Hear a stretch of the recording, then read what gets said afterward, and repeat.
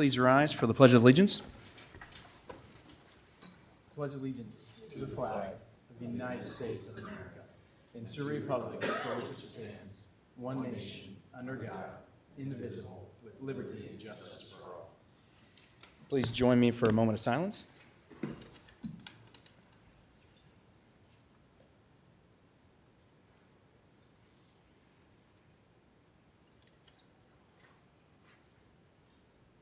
Thank you. You can be seated.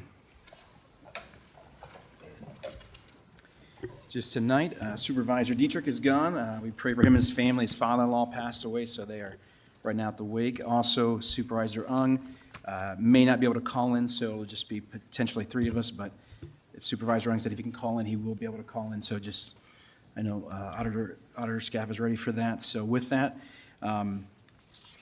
first up on the agenda is approval of the agenda. One thing, I'll make an amendment. Item number 10 from myself regarding the LAC's authority use of the extra funds that were provided under the 2080 agreement. I'm going to table that until next week, just because we found out some more information regarding the source of the funds, and it doesn't reflect the true nature of the source. It's actually a little bit more money we can be able to use. And so I'm going to bring that agenda item back next week with the corrected wording. And thank you to Joshua for that and finding that. And so we want to make sure everything's above board. So, And Michelle. And Michelle, I'm so sorry. Michelle, we cannot forget you. I apologize. Thank you. I was looking this way and saw Joshua. But yes, our wonderful auditor, yes, combined with Joshua, found that. So anyhow, I'll make an amendment to amend that approval of the agenda. So, Second. all right. All right, with that, all in favor say aye for that amendment. Aye. Aye. All opposed say nay. Motion passes 3-0. And then I'll move the approval of the agenda. Second. All right. Motion by Bittinger, second by Nelson. All in favor say aye. Aye. All opposed say nay. Motion passes 3-0. Next up is the consent agenda. Items 2 through 6 constitute a consent agenda of routine action items to be considered by one motion. Items passed unanimously unless a separate vote is requested by a board member. Number 2 is approval of the minutes from the April 8th, 2025 meeting. Number 3 is approval of claims. Number 4 from County Auditor Michelle Scaff is to receive County Recorder's report of fees collected. And B, receive County Auditor's quarterly report. Number 5, Human Resources, Melissa Thomas, is approval of the memorandum of personnel transactions. And item B is authorization to initiate the hiring process. Item number 6 from County Treasurer Tina Bertrand is to approve property tax refund request for parcel ended in 0006 in the amount of $2,015. And item B is to approve property tax refund request for parcel ended in 6006 in the amount of $798. And so I will move that. Second.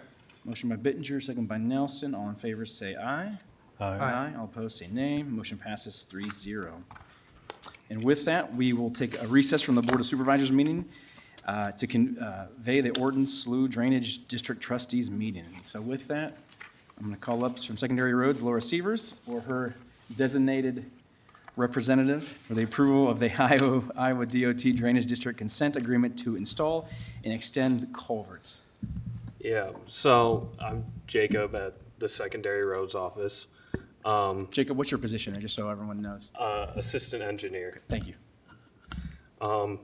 Basically, we are doing the interchange project, and with the intersections that connect to the Orton Slough, we need to extend the culverts around that. So we've worked with the DOT, and we have an agreement ready to be signed.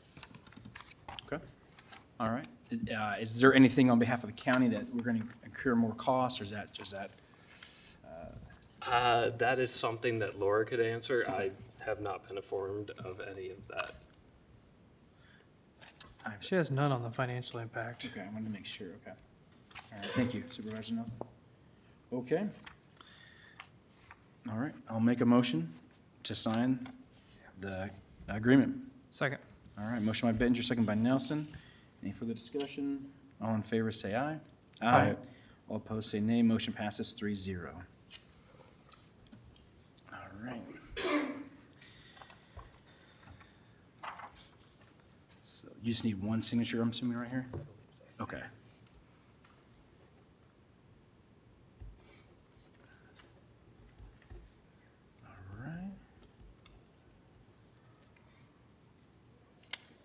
do I need to sign right date that, or is that?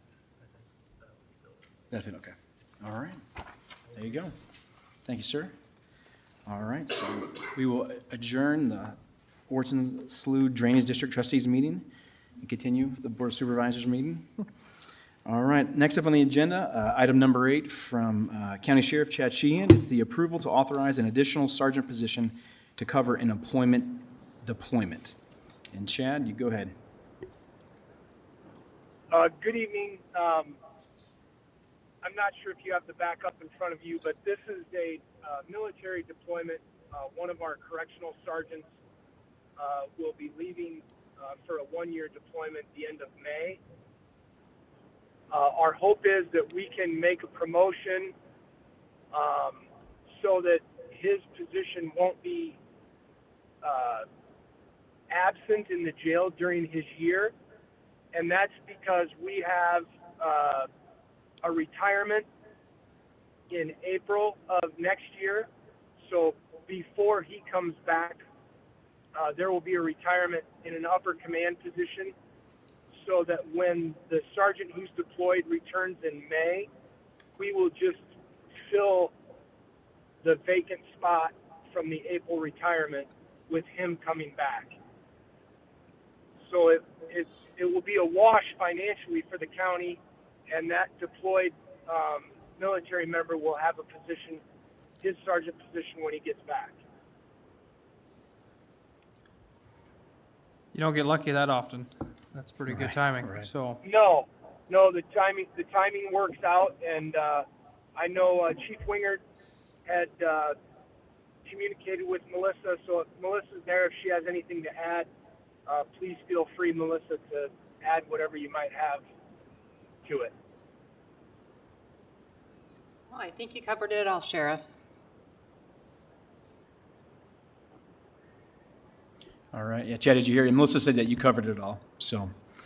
Yeah, I did hear. Okay. Yeah, so that's what we're asking for, gentlemen. And then also when we make the promotion when we promote somebody to sergeant, then I don't know if it would need the board's approval, but we would then backfill that open position, that open correctional position, when that person gets promoted. But we'll handle that as Melissa advises us. Okay. All right. Well, it's a no-brainer to me, so I'll move it. I'll second. All right, motion by Nelson, second by Carper. All in favor say aye. Aye. All opposed say nay. Motion passes 3-0. Thank you, Sheriff. Thank you, gentlemen. I'll stay on the line and muted until the next item. Okay. All right, for number 9 is Human Resources, Melissa Thomas. First up is the approval of the chairman to sign the Workers' Compensation High-Level Risk Management Action Plan Agreement. Hi, Melissa Thomas, HR Director. So we have been asked to sign this, this agreement with our workers' compensation company. Now, the purpose of this agreement is to work together to help lower our cost and then to create a safer work environment. We will begin holding safety meetings, hopefully in May.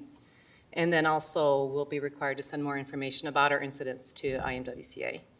The main reason for this agreement is that our incidents have stayed low, actually, but the cost of those claims and the severity of those claims have increased. So therefore, they're going to increase our policy. And we do have our insurance.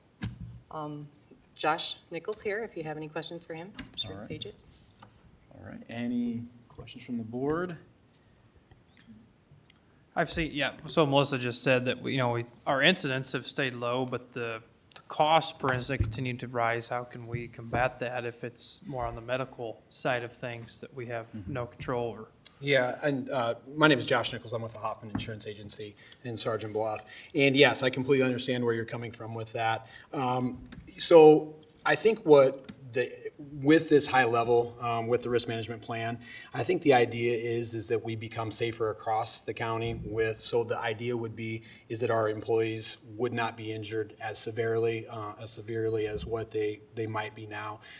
There would be more of a culture, I guess, and that's kind of a 30,000-foot word, but there would be more of a culture of safety where those individuals would be aware of those circumstances that maybe it keeps them out of that harmful spot or whatever it is that has injured them in the past. And again, we had a little bit of a conversation before. The thought process is not that there's going to be zero claims. I mean, that's unrealistic, and that's not what IMWCA is asking for. Right. The thought process is that we make it as safe as possible. When there are those claims, that we get them to the correct medical care, we get them taken care of, we get them back to work, so that that the county as well as the department move on in a great position. And so, so yeah, to your question, it's kind of I think a hand-in-hand thing is what it'll come down to. So, Okay. All right. Well, with that, I will move it. Second. Looks like you got a, All right, motion by Bittinger, second by Carper. Oh, go ahead, Drew. Before you get that far along, if you don't mind for a second, I realize the whole process needs to be done, and the insurance is a very important thing and all that. It kind of caught me off guard when I found out from employees that her thing was on here and I didn't know about it, other than the fact there was a meeting last week and things were going on, and I understand it's got to be done. What was brought to my attention from my staff was the fact when they saw and read this, it pretty much pertains to, obviously, the field fires, brush fires, wildland fires, but it is not single out. Like we still do air light support, scene support, other activities. And they want to make sure we were still doing that and get a verbal from the board that the other activities we're doing already in place are still going to carry out. Or do we need to isolate those out separately as a different field? Are they more, like he mentioned to him earlier, is it more of an EMS where we do lighting and air and rehab and support for grain activities and such? Or how else do we need to do that? I don't mean. yeah, so I asked that question. It's a great question, Drew. So I asked this question in our meeting a week ago because we talked about the air tank, and you guys are at every structure fire in the rural area with that air tank, and they said that they consider that, right, Josh, that they consider that part of EMS and not firefighting. So some of that other stuff would be, that support would be EMS, and that the only fire portion would be your brush fires. The three things. Yep. Okay. I just Yeah. wanted to bring it Yeah. up front Yep. before this all gets Yep. the blessing. I talked a little bit ago, luckily, there can always be an amendment, but I just wanted to bring Sure. it forward to clarify. Yeah, no, I specifically asked that question last week because I was worried about the same thing that you are. Okay. So, Yeah. All right. absolutely. Thank you. No, good question, Drew. Yep. and I think Go ahead, Josh. what we'll do is we'll get with IMWCA and get more of those defined, because like you guys have said, that crossover, where is that line where it goes from firefighting to EMS? And I think we should clearly define that. And if that's another conversation that I need to have with Drew, with Scott, with IMWCA, with Melissa, whoever that is, so we can define that line. Let's do that so that we're all aware of what that is. And I think that's the biggest thing, is that communication is open so that we make sure that we're all on the same page. So. Sure. Right, yeah, I think if you get with Melissa and the department heads and directors and handle that, and that'd be fine. And then Melissa can just report back to us, yeah.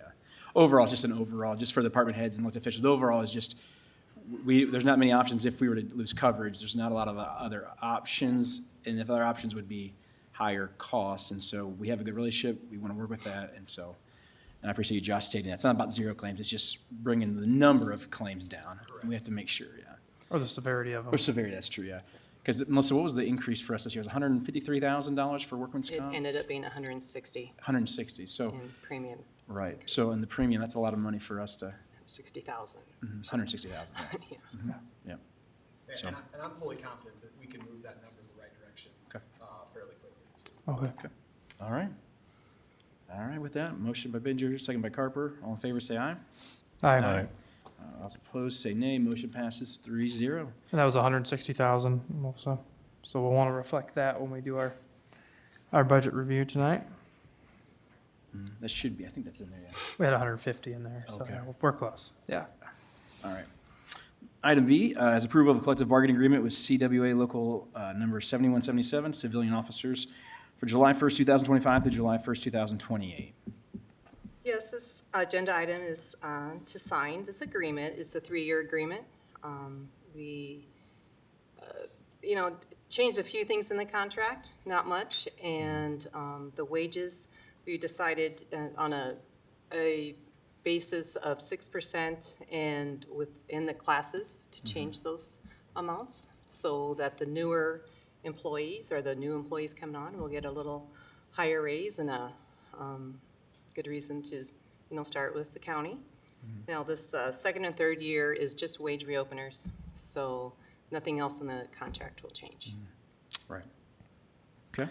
Yeah, so part of that was the starting wage. We just weren't attracting new hires, and that department's been struggling since my time here with openings constantly, and being that we're capped on a lot of the taxation, we have to maximize the revenue, and the jail is one way that we can bring in more revenue, but we can't do that if we don't have staff. Right. So, Okay. All right, I'll move that. second. All right, motion by Bittinger, second by Nelson. All in favor, say aye. Aye. All opposed, say nay. Motion passes 3-0. Item C is approval of the wage reopener agreement with CWA Local 7177, the deputy sheriffs for July 1st, 2025 to June 30th, 2026. Okay, so this is the last year of this contract, and it is only a wage reopener. Went very smoothly, and it landed on 5% across the board. Yep, Supervisor Nelson was there with me for that, and so did go smoothly. Appreciate working with the sheriff's deputies and their agents, yep. All right, any questions on that from Melissa? I'd Okay. move it.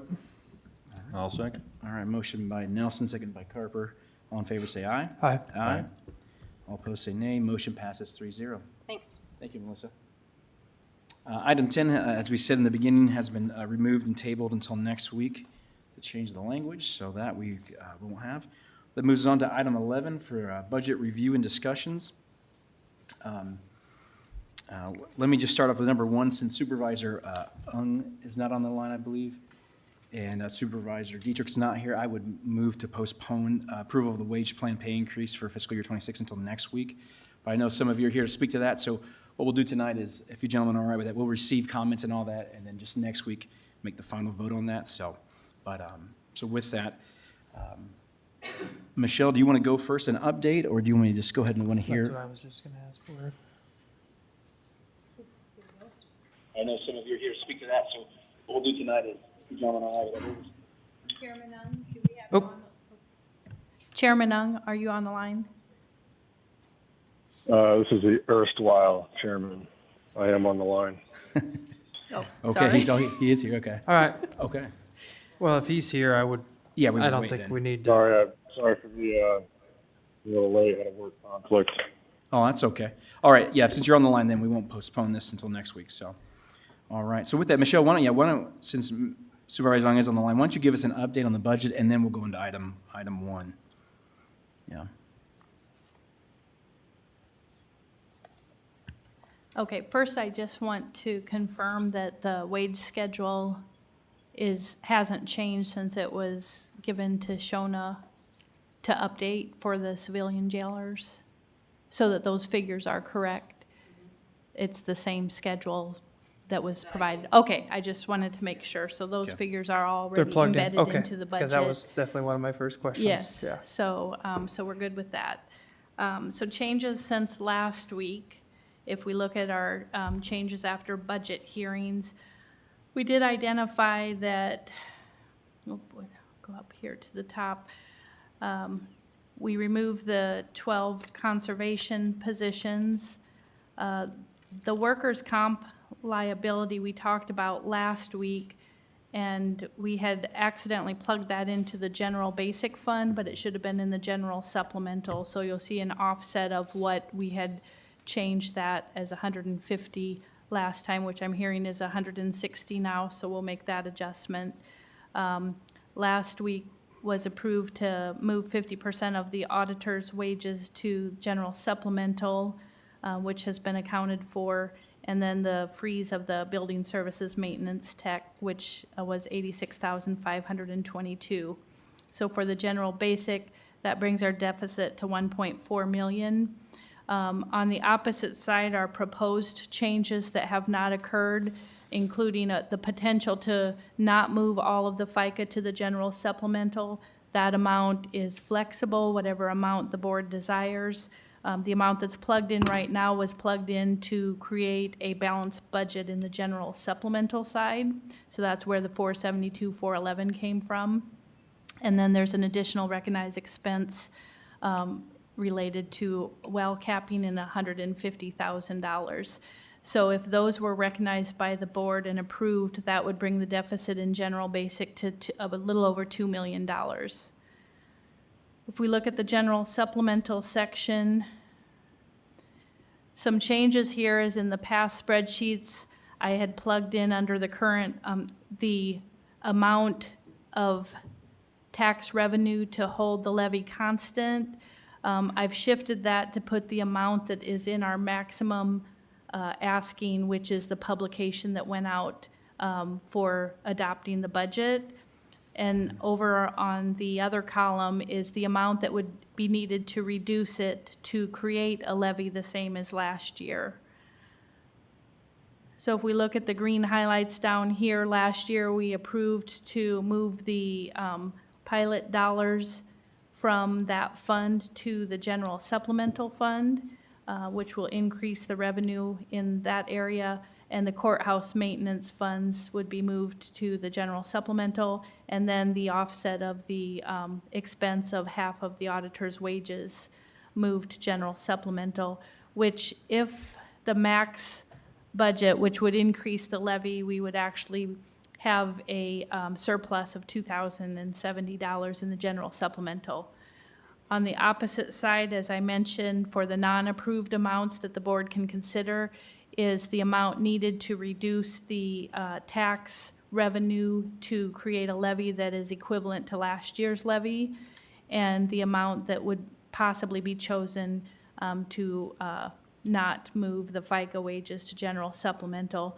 If those two items were approved, then that would create a balanced budget in general supplement. Balanced meaning that the revenues equal the expenses anticipated to the penny. Maybe not to the penny, we might be off 99 cents. So then we move to the rural basic, which same on this situation, in our maximum asking, we had plugged in $206,300 to be moved to rural supplemental, which would be the FICA and IPERS of individuals who are paid from the rural basic fund. If we were to reduce the levy to last year's levy, that would need to be reduced by $129,800 to reduce the amount that is transferred for the FICA and IPERS that is available. And we still would have a deficit then of $93,851. If that transfer were not made and the maximum amount were moved to general supplemental, there would be a surplus of $35,949, but that would result in an increase in the levy. The rural supplemental, which is the newly created fund that has not been used before, again, we put the $206,300 moved from the rural basic, and the tax revenue in our maximum scenario at this point is the same, which would create a balanced budget. If we were to reduce it to last year's levy, that transfer from general basic would also be reduced, which would be a balanced budget in rural supplemental. Beginning balances, what we had discovered as far as accidentally adding the health insurance shortfall amount, we put that in the general basic fund instead of the general supplemental. So you can see there's an offset here to move that. And then if we go to the general supplemental, so that kind of hurt the beginning balances of general supplemental. I don't think there were any other changes with the beginning balances that were recognized. So if we look at our reserves versus expenses, without the changes in that other column, ending balance, we're looking at a 20.59% reserve balance in general basic, 7.41, which is a slight increase in general sup from our beginning of the fiscal year balance, and 17.61 in rural basic. If the changes were made by the board that were in that column G, this bottom table indicates what those would be. That would reduce the general basic to 19.28%. General sup would be the same as it was, because again, remember that was going to be balancing that budget. And then the rural basic would go down to 14.4, so that one would be dipping into the reserves more. And then down here shows if you add the general basic and the general sup together, what we would need to function for 2 months was 8.8 million. At the end of the fiscal year, with this second scenario, we're anticipating 8.3 million, so we have $414,000 short to allow us to function for 2 months based on the current expenses. And looking at the same for the general basic, or the rural basic and rural supplemental, we would need 629,000, and we would have 582, so our total shortfall would be 461,000. I've also have the worksheet of what the levies would be as of the last meeting. With our, if you just look through this, fiscal year 25's levy is right here for the urban areas.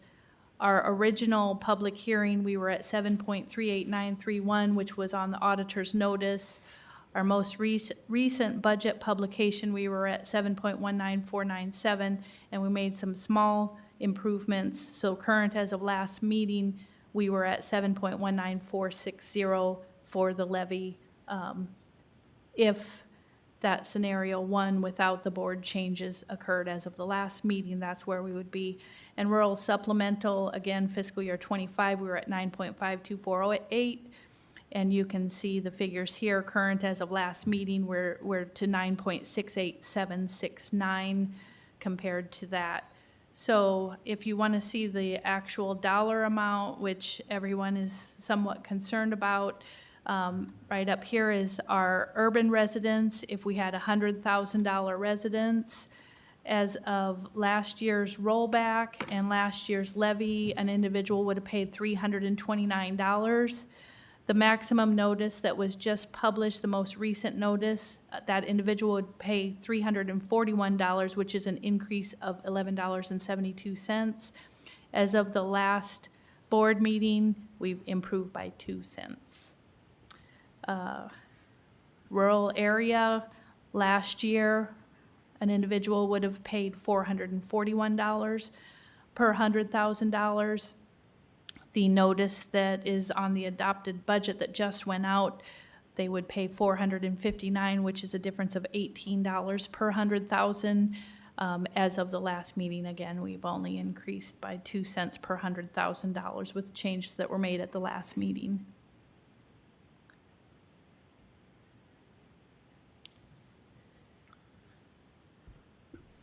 Yeah, so in essence, we're roughly 2.1 million in all the funds short of being balanced. Ish.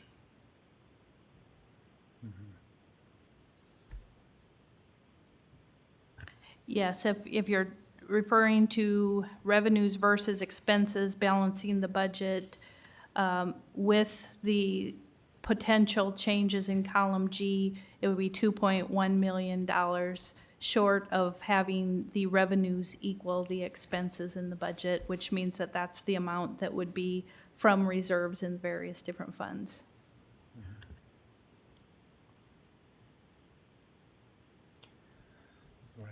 And that, just so the board knows, right, that, Michelle, we talked about earlier, that for beginning of next fiscal year 27, in June and August, that's where that 414,000 deficit would really show up. Not this coming June and August, excuse me. Yes. Yes, for that. This 2-month expenses is based on the current approved expenditures that's in the budget. So we calculate how much would it cost for the county to function for 2 months. So at the end of fiscal year 26, which is June 30th of 2026, Right. we want to say, do we have enough money in our reserves at the end of that year to get us through the 2 months of July of 26 and August of 26? In order, and just basing on our current expenses, which we know those could potentially go up too. But at the end of the fiscal year, this is the projected amount at this time. unless we recognize some more, something in the budget that maybe is unexpended, that we might see something on that end. So in order to get through those 2 months, we would need 414,000 additional dollars. And that would be on the, like you said, that would be on the low end because that's figuring this year's expenses and not any increases for the next year. Most likely, Yeah. Right. yes. So that'd be on the low end. Mr. Chair, Sure, go ahead. so I think that makes one of my questions obsolete here. I was going to ask when in the fiscal year we would be paying $150,000 for capping the well. I know we've been trying to do that and contact that landowner for a long time, but it doesn't really matter, does it? Because if it's done in the fiscal year at any time, we're still dealing with this shortfall, but it's at the end of it. It's not at the beginning, correct? Correct, right. Yeah, not for this July and August, for the July and August Lost. of '26, that we'd be short. Yeah, So that's a little less dire than, I guess, my impression in previous Yes. weeks, because correct. you could potentially find, whether it's something to sell or get some sort of funds, we'd have that space of time to make up this shortfall, worst case scenario. Correct, right. And also that's not, any new revenue from the jail too. That's not including that, yeah. So, And, years and years ago, the board, when they were in tight constraints, they would have a hiring freeze on any positions that became open. We've only froze ones that have been currently open, but that could be something that we do in this next fiscal year is if new positions become open, they become frozen, to try to make up that money if there's not revenue sources or if there's not other cuts or sales or whatever.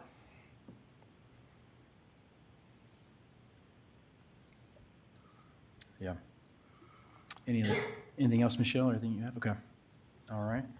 Well, with that, let's move on here to item 11A1 is the approval of wage plan increase for fiscal year 26 budget. I know we've all had time to think about this, and so tonight's just, we need to decide on what we're going to do. The budget already, what we just saw, auditor staff has the 3% built in for wage plan already, correct?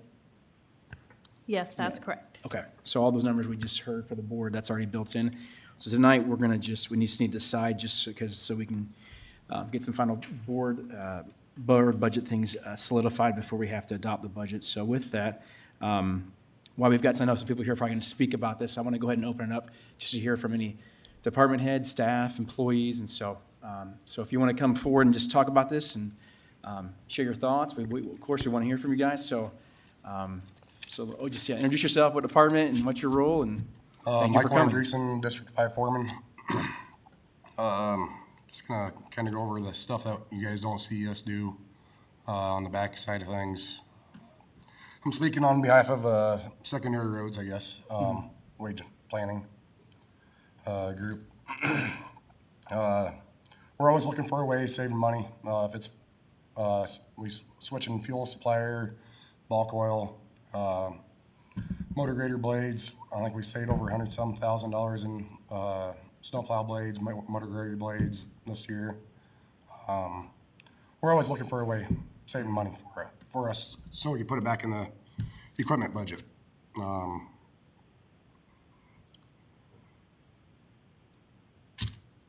Sheriff's office, 5% raise. All these raises that are going out, it's kind of a slap in the face if we don't see a raise, I guess. All this hard work that we do, we're on call 24 hours a day. You guys call, we go out. If there's a complaint, we take care of it. The whole secondary road staff is way underpaid from all these other surrounding counties that have the same number of people that live in the same, in the county.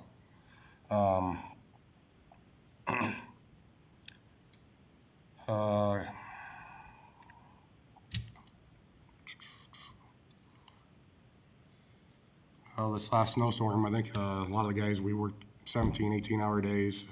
Power lines were down everywhere. You guys know that. It was a mess. Yeah. But guess what? We stayed there. We got the job done. We closed the roads down. Our employees were great. And like I said, it's our job. We do it. There's a lot of things. Snow removal. We're out on the roads, checking roads, 2 o'clock in the morning. We don't see stuff, anything in return. I mean, it's our job. We do it. No complaints.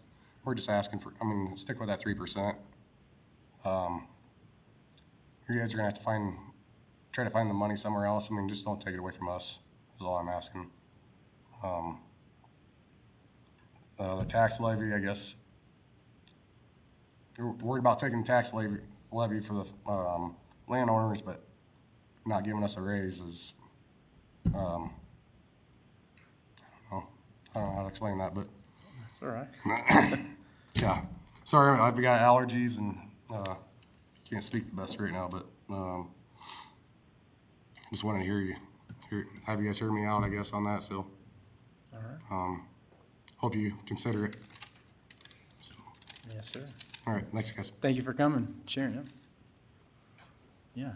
Anyone else? Yeah, of course, the board wants to hear any comments on this and input.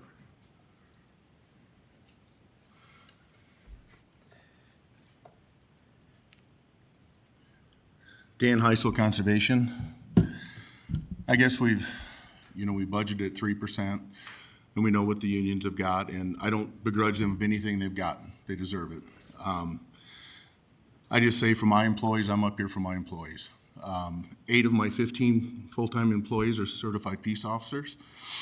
Unfortunately, when you do percentages, the guy on the bottom always takes it in the shorts.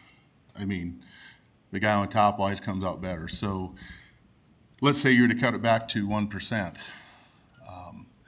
My guys out in the field that responded to the flood and all the other things and worked all those hours right alongside the other certified peace officers get $580 before taxes. So I know budgets are tough. I've been fighting through my budget, trying to give you everything I can, giving up those employees, giving up vehicles. And I know it's not easy, but I'm here fighting for my staff the guys out in the field doing the work and that can get called out by the sheriff's office or by the park user in the campgrounds, in the cabins. So I know it's tough for you guys. I've talked to each and every one of you. And so I just hope that we can find another way. And I know you can say, well, either that or we start cutting employees. So, and I know that's can be said back, but as a taxpayer, if my levy went up a little bit for those services, I know you say, well, my constituents don't call me to raise taxes. Nobody's ever going to do that. Nobody wants that. But I don't call the grocery store or the gas station when those prices go up because of the economy and the cost of living. I accept it. I'm not happy about it. I don't want to pay more taxes, but I will if it's going for the right cause. So, thank you. Thanks, Dan. All right. Anybody else? Gentlemen, this is Chad on the phone. Yep, go ahead, Chad. I just want to remind the board before you make this decision that I have sent you emails the last 2 Fridays in a row, and the revenue numbers that we're at right now for federal inmates is above what we have budgeted for FY26. If we just maintain where we're at right now, that revenue increase will be $657,000 for FY26. The 2 months that we have left in this year, 18 above the 100, I think it comes out to 106,000. You add those two together, we'll be over 760,000 to the good from what we thought thought we were going to be. Now, it's possible that we're going to be able to 18 and get to 125 or more. So I don't see us going backwards from where we're at right now. So I think the money's there to cover the 3% that's already built in the budget. So I just wouldn't be fair if I didn't just say that and let you know and let the public know where that potential revenue is coming from. We're 18 above where we thought we would be right now, 2.5 months ahead of the start of the fiscal year.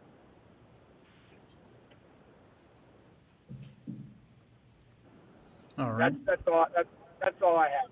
Okay. All right. It's good to know. Thank you, Chad. All right. With that, anyone else from the public or department heads or? Good evening, gentlemen. James Loomis, Woodbury County Attorney. I would only echo some of the things that Dan had mentioned just a moment ago.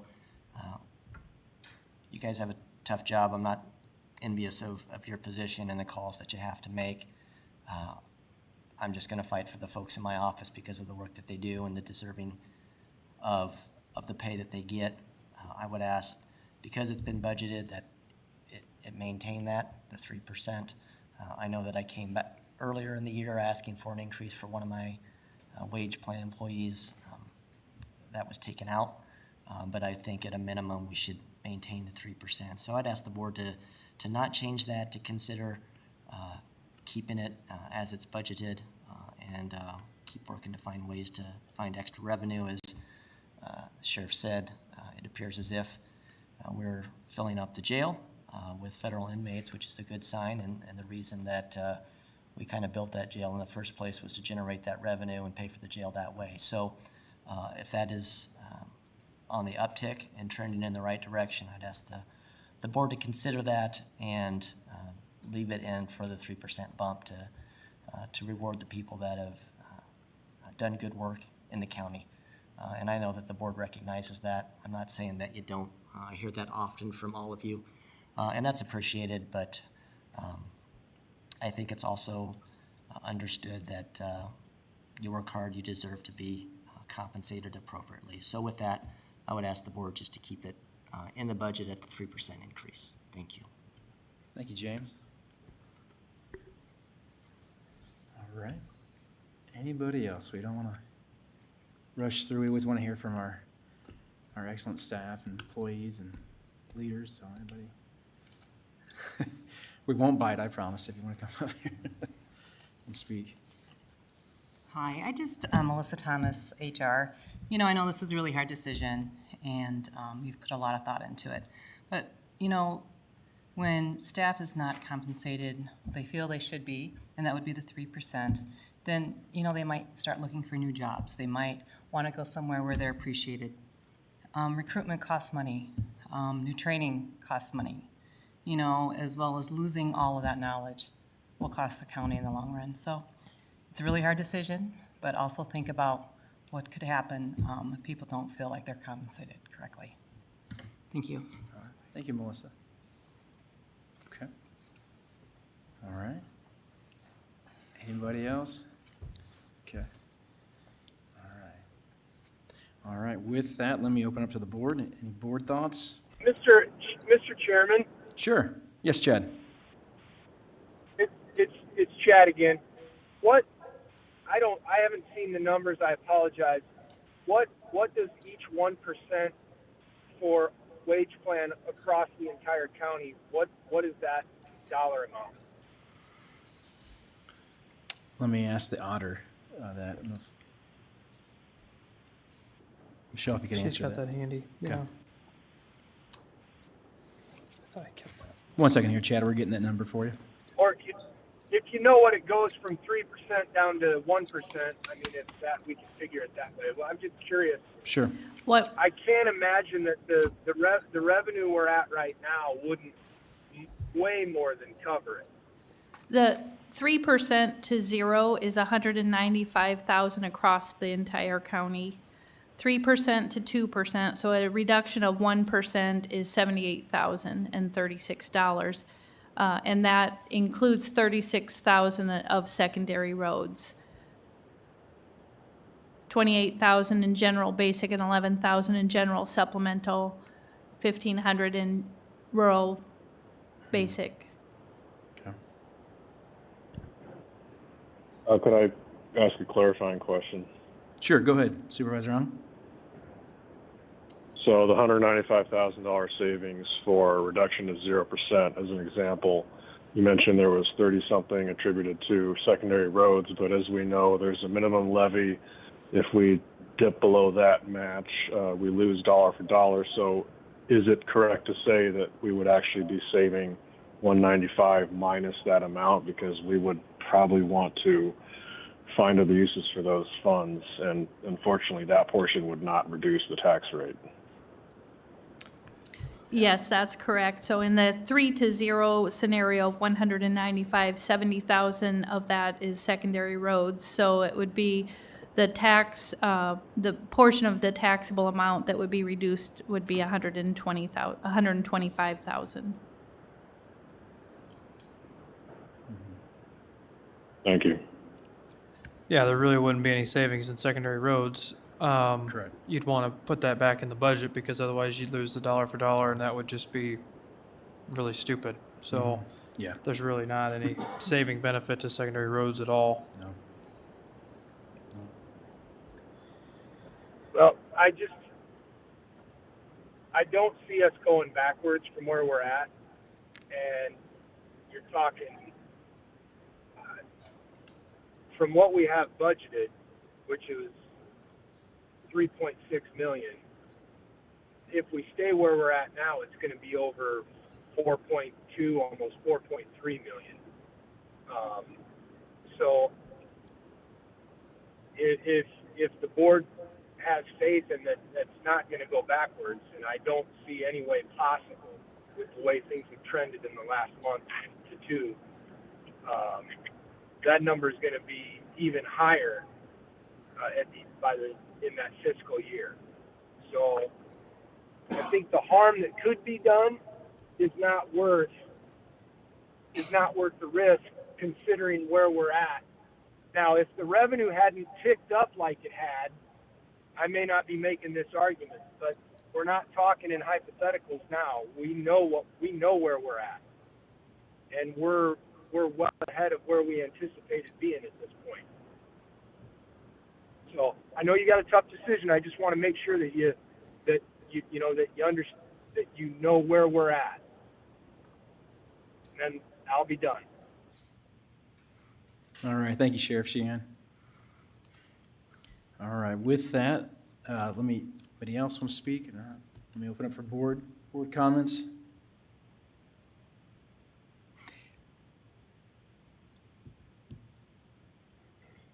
I mean, I'll start, I guess.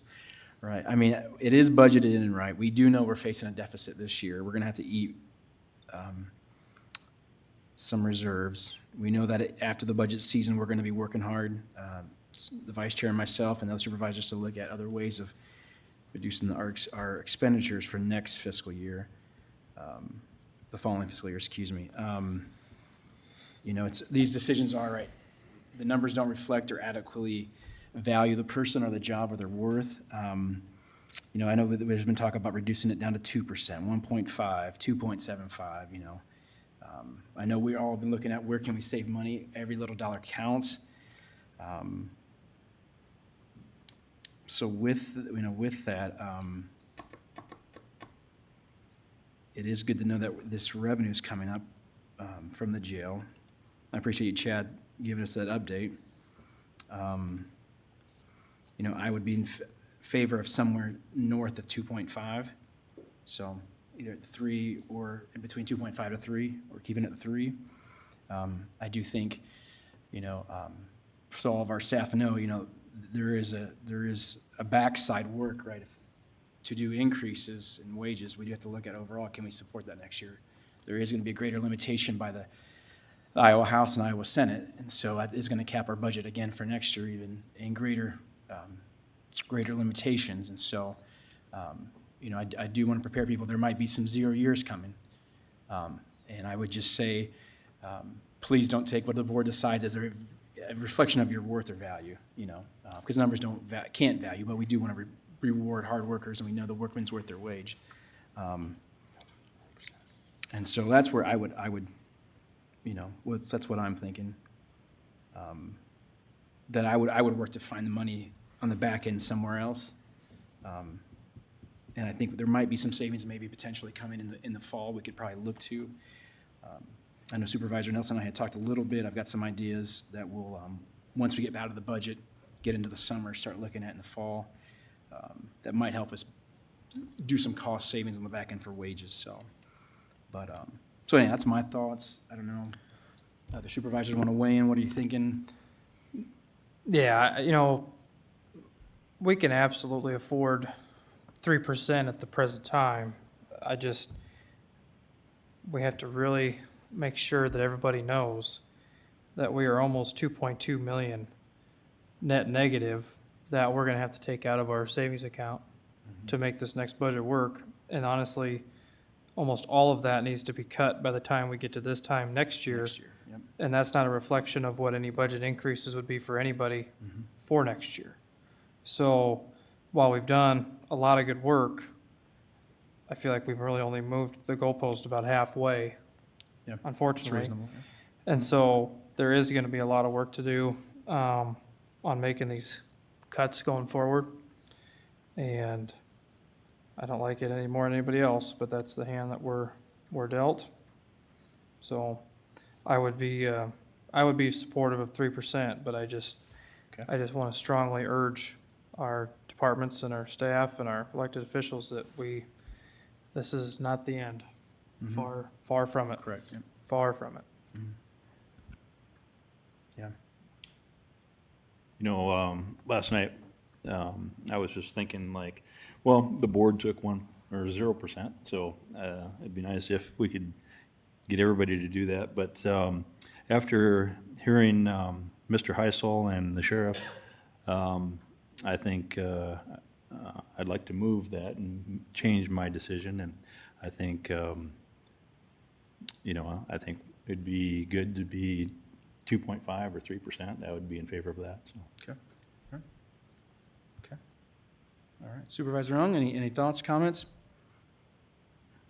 Yeah, first off, with the good news we're hearing from the sheriff's office about federal revenue, since we are in a budget process right now and, you know, secondarily, unfortunately, a reserve calculation here, but we are in budget hearings, and so if we are certain about this good news that is coming, we're basing decisions upon it, we really should be adjusting the revenue up. We should be talking about in the near future adjusting that up and reflecting that for our taxpayers, because again, if we're depending on it and it's as much of a sure thing as we're going to get, then we need to be budgeting for it, not just hoping it comes in. And if we already are in excess of our goal, our budget amount, which I know we are, then we should be reflecting that. So these numbers are more realistic. On the question at hand, yes, I do think that the comparison employees have made to other parts of the county, we can say, you know, numbers don't reflect value, but they do. Our talk doesn't, you know, put food on the table. And so, and I think that in the case of secondary roads, I know that, you know, they're basically first responders when we have Iowa winners. And I know it's easy for us as a board to prefer and advantage through multi-year contracts our union employees. But again, in the case of secondary roads, if those union employees are great, then aren't the non-union employees that supervise them also great? I would think so. So, Right. Understanding the budget picture we're in, but also understanding the fact that we may have to deal with the mandated versus non-mandated questions that come up and seek legislative changes on that. I would be supportive of at least treating them like the unions, which means giving them the 3%. Okay. No, that's fair. I'd like to piggyback off of what Supervisor Ung just said there, I was visiting with a department head today about this, and I have standing offers to call them frequent flyers, constituents that call and say that we're overpaying our staff. And you look at the comparisons, and you can take almost any department that we have. And it's not something, if you're fiscally conservative, I guess you could be very proud of it. But we are almost at the average towards the bottom, especially of our comparables in almost every department. And, you know, so I tell these folks, if they want to come and sit down and look at this stuff compared to other counties, I'll do it anytime. If they want to ride around, and we'll go to every one of our county buildings. Right. And they can see all the gold-plated toilets that we have, I'd be more than happy to do it. And none have ever taken me up on that. And so we are walking a very, very thin line here, and we have for some time. But, yeah, Matthew, we have some people that are doing very good work, really putting their heart into it, and their compensation is not where they could get other places, but they choose to be here, and we're thankful for that. So we're thankful for that every day. But I just want to say this for the constituents, if they're watching or if the press wants to pick this up, come to the courthouse sometime and look at our comparisons Correct. of our employees and our staff versus other counties. I think you'd be shocked. So. Right. Well, with that, I mean, hearing the board's consensus, we don't need to belabor the agenda item. If anybody has any other discussion, I'll make a motion to do the 3% for approval of wage plan increase for 3% for fiscal year '26. Second. All right. Motion by Bittinger, second by Nelson. Any other further discussion? All right. Hearing none. All in favor, say aye. Aye. Aye. Motion passes 4-0. All right. Thank you for everyone for that. Moving on to item number 2 is approval of purchasing 23 computer squad car tablets for Woodbury County Sheriff's Office for fiscal year '26 in the amount of $87,000 out of gaming funds or cash reserves. And coming up to speak is a couple of our Sheriff's Office. I'll go ahead and let you guys speak and present. Yep. Captain Peterson, Sheriff's Office. Lieutenant Hendrickson, Sheriff's Office. And I know we had originally thought doing this as a CIP loan later in the year. We're starting to run into time constraints. Now it's by October, all these 23, 22 computers will get kicked off the network. WCICC will not let them on. I spoke to the rep who, from Patrol PC where we buy these from, and it's at least an 8 to 10 week lead time just to get them. And prices are increasing drastically. I did have him write me up a quote, and I dropped back to 22, and just 22, and I talked him into giving us a buyback program for $6,600. Now we're still at just over $85,000. So even if I could order today, it would be close to the middle of July, late July, and that gives the computer room very little time to try and get 22 computers up and running and in our cars.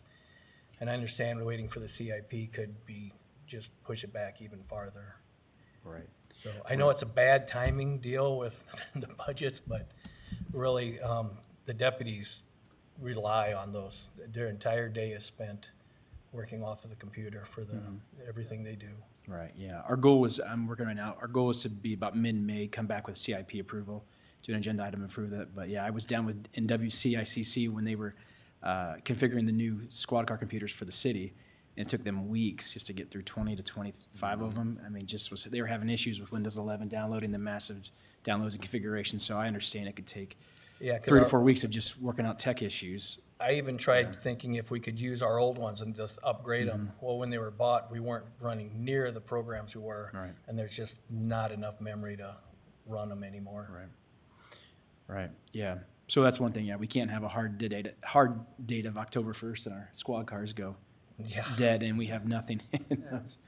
We bring back the paper and pencil, but I don't think that's going to work real good. Right, yeah. And as I've said before, I like getting away from CIP projects on depreciating assets, especially computer electronics, which they just, so. Well, and that's the problem. I mean, it's a 5-year CIP loan, and most of these are 5 years or older. I can get them to last a little bit longer, but really, the technology changes so fast that 5 years, it turns those into ancient rocks. Right. So they're how many are they buying back? Do you have They'll buy back all 20. got a quote for 22, and they will buy back all 22 of them, Okay, for $6,600. $6,600. Man, what a deal.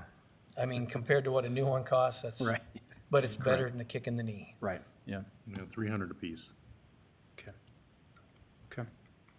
All right. Well, yeah, so our options are for the board is either we use gaming funds or cash reserves. I would say better to use gaming funds than cash reserves. I'd rather use gaming, yeah. Keep the cash reserves for operations and local hearing. So, yeah, so I would move to the approval of purchasing 23 computer squad car tablets for the sheriff's office for fiscal year 26 in the amount of It was 22, I think. isn't it? 22. You said 22. 22, 22, Okay, so yes. 22, what's the total amount? You said it's 85 now, not 87? 85,234.38 cents. Okay. 38 pennies. So I'll move the approval of purchasing 22 computer squad tablets for Woodbury County Sheriff's Office for fiscal year 26 in the amount of $85,234.38 out of gaming funds. Correct. Second. All right, motion by Bittinger, second by Nelson. Any other further board discussion or comments? All right, all in favor, say aye.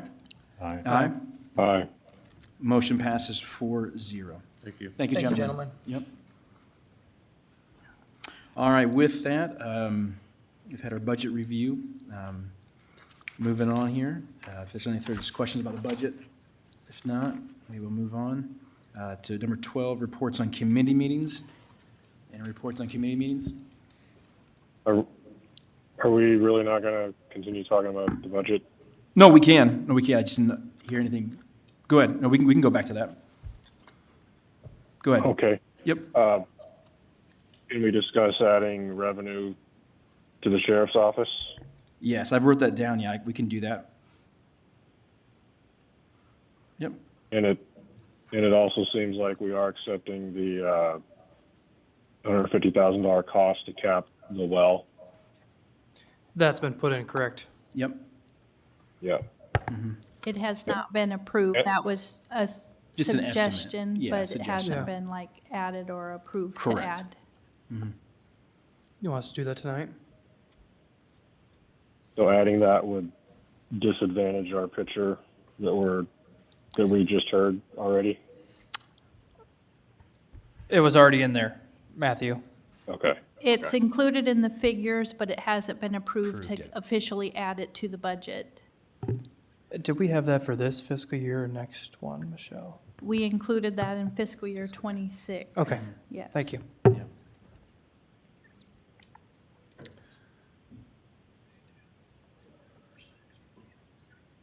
Okay, so I mean, if Kenny, I know Kenny's there, if he wants to speak to that, I think there's an argument to take advantage of that option, since it might go away and might otherwise cause us to pay into infinity. And also I would like to see if we could adjust our number up from Dan, if you've had discussions already with the sheriff on what amount we could increase. Sure. I haven't yet, Matthew, but I wrote it down. I'll get with him tomorrow. I can call him and get that for next week, get the exact numbers, and So- get with Ryan on that. Matthew, you were have you it. thinking that we'd add the $150,000 into Kenny's budget for that work? Is that what you're thinking, that we could do tonight? Into some budget, if whatever budget makes the most sense. We'll turn over to Kenny then. I think that makes good sense. For the taxpayers, it's important for the board to probably explain some of the numbers and why that expense is necessary to incur. It is basically going to be an offset of the many dollars that we are going to spend or may have to spend out into the future for monitoring our current wells on the old LEC site.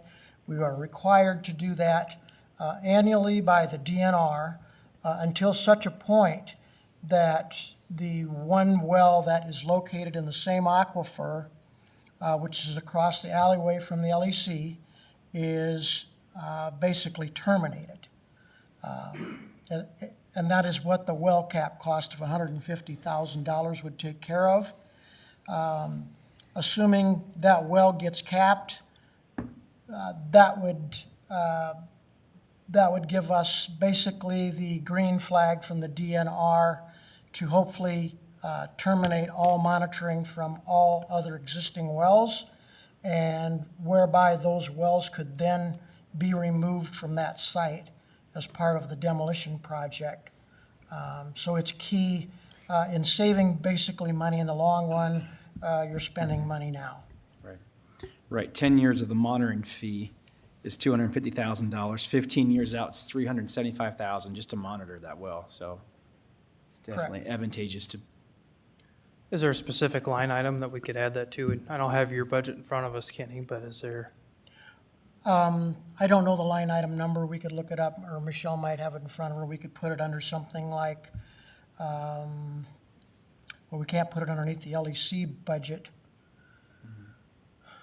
But if we could put it under one of the line items in one of the budgets, I would say we would put it under professional expenses. Professional services. Okay.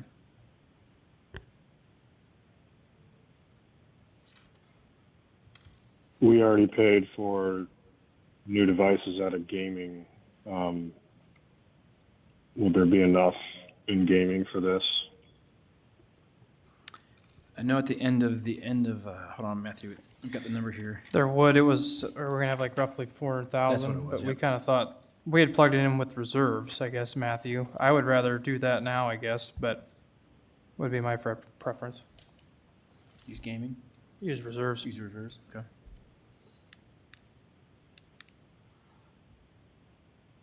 And we do actually have a line item under the LEC, I see it. And there's 17,000 left in there, and that was set aside for monitoring. So we do have a line item there. On that 40, 4201, it's the bottom line 42,601. item. 1501. The very bottom one there. That one's a CIP line, though. Is it? Yes.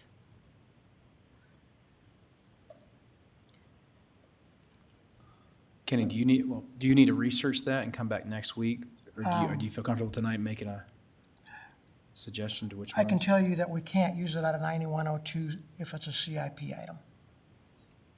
It can't be utilized, funds can't be utilized through CIP. Correct. If you'd like to make a motion, if you know the amount, you can make a motion to increase the building services budget by $150,000 pending, Kenny's suggestion for the GL line. It's all going to be the same fund, the general Okay. basic fund. And it'll all be the same service area, so it will be fine for him to pick any old line in there. Well, then I would move to increase the building services budget by $150,000 for fiscal year '26, with a GL line to be determined by Kenny. Okay? Okay. Second. All right. Motion by Nelson, second by Ung. All in favor say aye. Aye. Aye. Aye. All opposed say nay. Motion passes 4-0. Thank you, Kenny. Thanks for working on that. Yeah. So, Mr. Chair. yeah, go ahead. Well, Kenny's there as well. Could we get is there any movement or further information on the demo costs, timeline, anything like that? Sure. Go ahead, Kenny. I don't have a timeline formulated yet. There are a few key items that are impacting formulating that deadline. The basic driver of that is the plans and specifications for the demolition itself. The few things that are impacting getting that done are, number one, this well, whether it gets capped or it doesn't get capped. Number two, we're trying to work, aside from that, on removing the generator diesel tank from the rear of the building. With the DNR, we're working on that. And the other third item I'm working with the architects on is getting a separate bid for the abatement of some window glazing that shows slightly more than 1% asbestos in it, and so it has to be abated. So those are basically the three items that are, they're moving along, but it's slow, but we're hopefully getting there. Okay. Thank you, Kenny. So, Can we also discuss the morgue issue? yes, This is something I had spent a lot of time on with Dan last year. You know that our current option is going away December 31st, and so kind of pass that communication off beginning of this year and be a surety. I mean, we are going to either have to pay for transport or find an option local, which I know most counties don't do. correct. Local services in this way as we do, but it is going to increase cost, and so has that. We haven't budgeted this, is what I've learned recently, and so we need to figure this out. Right. Well, in the morgue line items, we actually we included two new items: $75,000 for renting of a building, and $100,000 for medical services. That would be transport for any autopsies to Ankeny. Right now, I don't have a definite on a few things, but one thing I did I did share, give an update to Auditor Scaff and Supervisor Nelson today, and just when we were briefly meeting. Mike Montino with Emergency Services potentially has a grant that could pay for a cooler and another grant that would help pay for potential equipment. And so I'm working with him and our MEIs to get kind of a final pricing out on those items. Secondly, I'm getting ready to have some meetings with our funeral homes to see about we'd be able to do 2080 agreements with them. And in essence, could, instead of us having to have our own morgue, is there a possibility for them to do 2080 agreements with us to where they would, hold the bodies, in the event of a death until we either would send them to Ankeny and or, just until they're cleared and, they have the funeral and all that. So I am working on that. I don't have definites on that. My goal is to have that by mid-May to have some of those answers for us. And so that's where we're at right now with the morgue issue. So, but yeah, we do have those two new line items, Matthew, in the budget. Yeah. Okay. So yeah, $100,000 for medical service. That'd be transport, anything regarding transport, autopsy, stuff like that, and then $75,000 for rental or just buildings, anything like that, to pay for that. So we are looking still. We had an option to rent a building. A space for $3,000 a month that included utilities, but that fell through. The owner changed his mind and was going to use the building for storage. So it was going to be a great deal and definitely a cost savings to the county. As soon as I have information on that, I will bring that to the board. I just don't have anything to report just yet, but we are working on that. Yeah, so that was something I learned this afternoon, Matthew, when we met at 3 o'clock.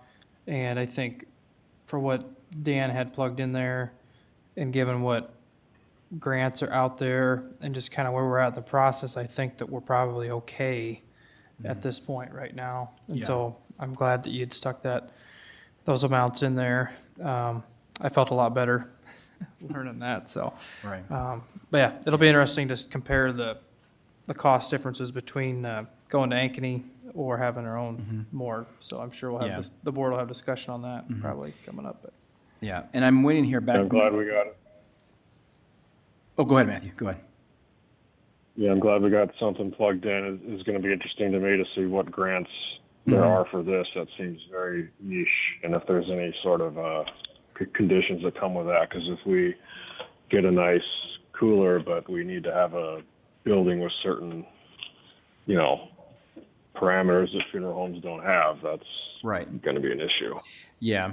Yeah, so I'm working with our MEIs on that. Mike had mentioned felt very confident about some of these grants, that they're meant for this type of situation to where counties would have to have emergency services for instance, holding bodies in case of a natural disaster or something like that. And he said that'd be I won't put words in his mouth, but he said it should be something that we could get fairly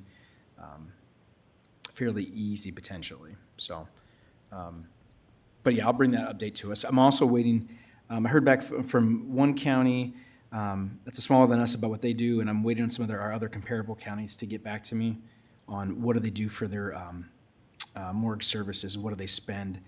And so, just so we have some comparisons to know what we're dealing with, so have some appropriate numbers.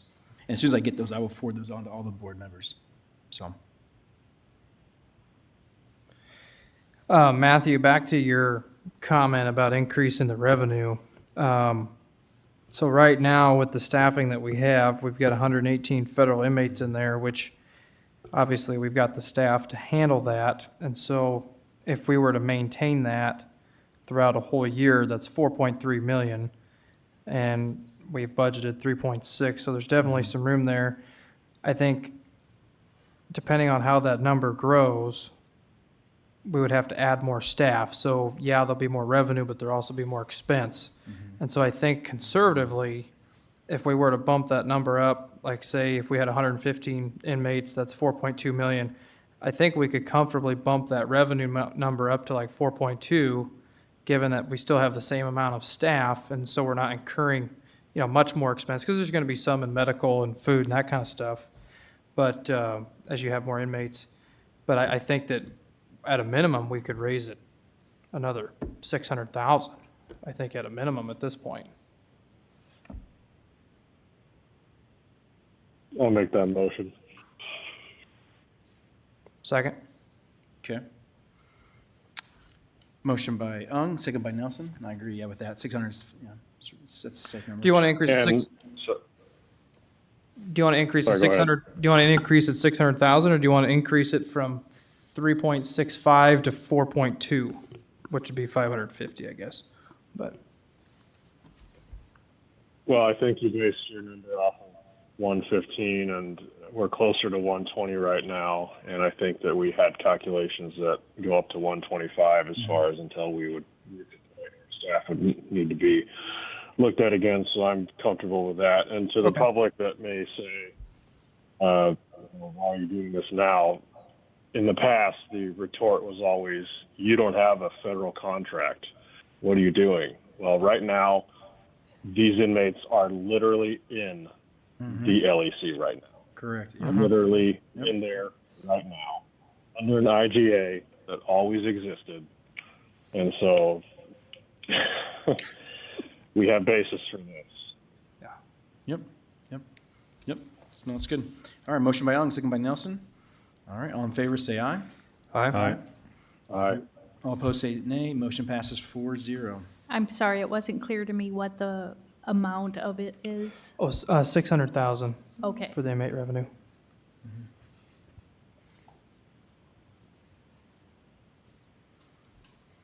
And I got one more Sure, go ahead. thing to bring up. Have we looked at, I think we got an email from Ryan on, or at least Mark and I had talked to him about some questions we had on the district health reserve level. And that was something that I think we earmarked in January, February to look at.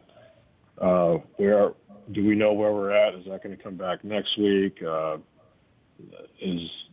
we have that 25 or 22, whatever percent reserve we target, we are probably in excess of that. Right, yeah. They in this year, their allocation, they came with their allocation. Then after we sent out the email I sent out from the board to look for any savings, they came back with a $580,000 savings. But tomorrow is the board meeting at the district health, so Ryan and I will be there, and we'll be talking to see if there's any other savings they could find to help bring our allocation down. So we will look into that and bring that back next week with what we find. But Supervisor Nelson, you. Yeah, that's all. We talked about that this afternoon, Matthew, at our 3:00 meeting, and they were going to double check on the reserve figures and get back to us. So then if we need to do something next week, we can. Thanks. Yep, good question, yep. Yep, so yeah, so on the screen there, you're seeing, yeah, there was an adjustment, yeah, made to reduce their carryover down to 22%. So I think, Matthew, they are at the 22% as of right now. Michelle, is that correct on that entry? That was calculated by district health. I believe that Okay. was at the end of the fiscal year. Okay. And that's what is their minimum carryover that they're requesting to have. Right. Yeah, we'll see, if, like, as with all the other departments, if there are unspent funds, anything we could save or use, they could put back in reserves, we could reduce our allocation, we'll see about that. So, okay.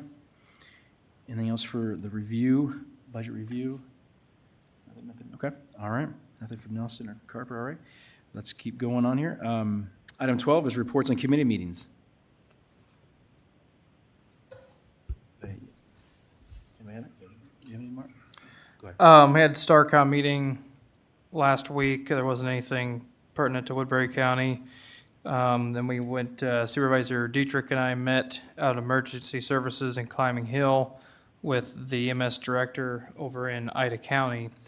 And last year, Ida County passed a referendum to create the Emergency Services Levy. This is something that the state of Iowa passed a law 2 years ago that would allow counties to have a separate levy for their emergency services and basically declare it an essential service. In Woodbury County, we fund emergency services. We have been for several years. Supervisor Ung was part of getting that done.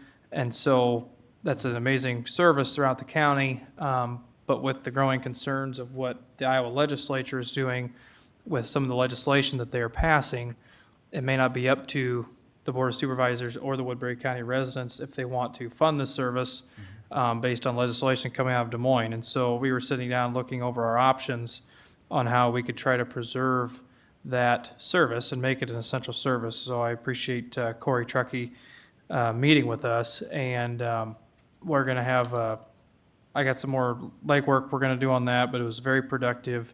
And, you know, it's definitely something that when you talk to any of our, volunteer first responders, people that are, using the service, that they see it as essential. And so I think that we owe it to the public to try to protect this as best we can. And so, anyway, that was on Wednesday afternoon, and Thursday we had a conservation board meeting out of Dorothy Pico.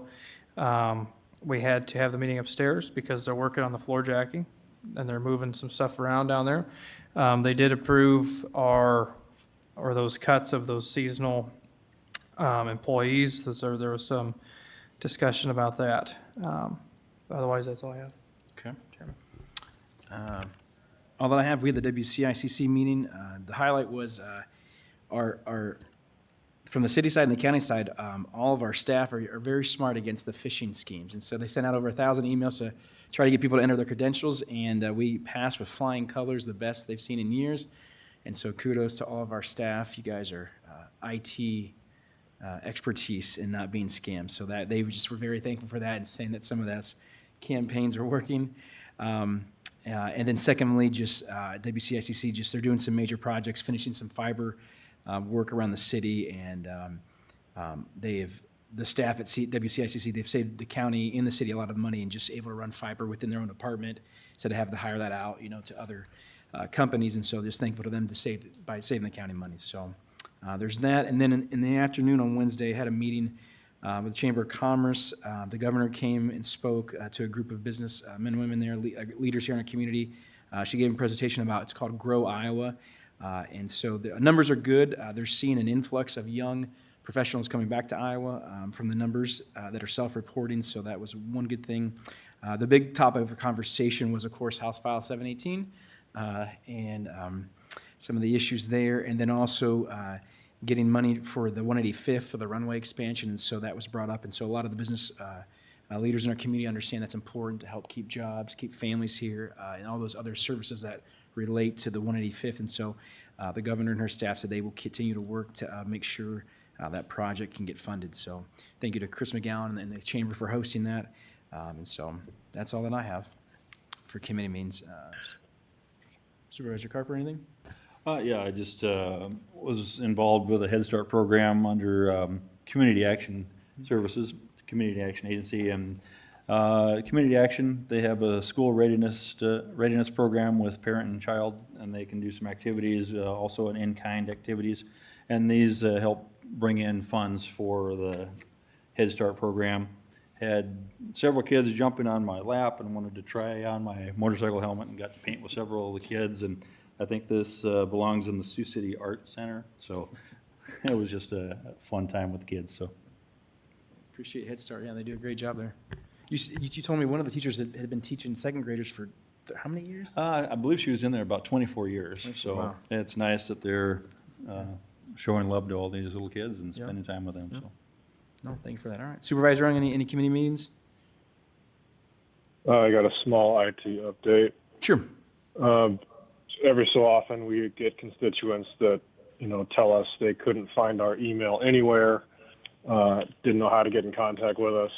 And the reason why we hadn't had our emails on our website is that bots will scour websites and copy paste and just spam and spoof emails. That's what IT tells us. And so, but I did say this is an issue, so asked IT to find a workaround, and they ended up adding an image of our email addresses under our names and our bio pages. So now when constituents log in, or not log in, they go to the website and look at their supervisors, they can see at least our email address. We won't have people coming up to board meetings saying, couldn't find your email address anywhere. Okay. So, All right. No, that's good. Thank you for handling that. It's good to know. All right. Any other committee reports? Okay. Number 13, citizen concerns.